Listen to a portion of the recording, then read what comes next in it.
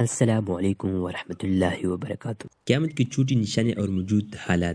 رسول اللہ صلی اللہ علیہ وسلم نے فرمایا قیامت اسی وقت تک نہیں آئے گی جب تک قتل عام نہ ہو جائے۔ آج ہم اس دنیا میں جی رہے ہیں جہاں قتل عام ہو رہا ہے، ظالم حکمران مسلط ہو چکے ہیں، جھوٹے لوگ سچے سمجھے جاتے ہیں، فتنہ ہر گھر میں داخل ہو چکا ہے، میڈیا سچ کو دباتا ہے اور جھوٹ کو جھپکاتا ہے۔ یہ سب کچھ قیامت کی چھوٹی نشانیاں ہیں اور افسوس کہ ہم ان میں ڈوب چکے ہیں۔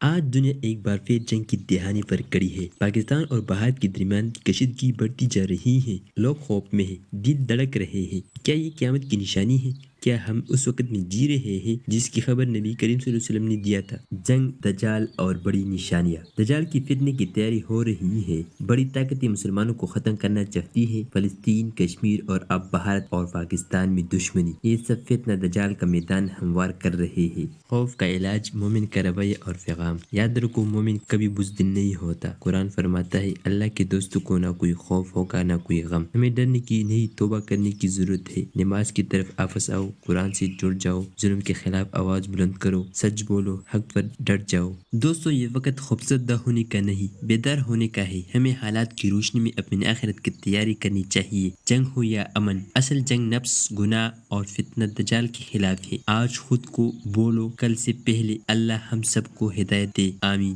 فتنوں سے نجات کا مختصر اسلامی پیغام۔ جب فتنے پھیل جائے تو مومن کی نجات قرآن، نماز اور خاموشی میں ہے۔ نبی کریم صلی اللہ علیہ وسلم نے فرمایا فتنوں کے وقت سب سے بہتر عمل یہ ہے کہ تم اپنے گھر بیٹھے رہو، زبان کو روکو اور عبادت میں لگے رہو۔ آپ کو مزید کون سے ٹاپک پر ویڈیو چاہیے کمنٹ سیکشن میں ضرور بتائیں۔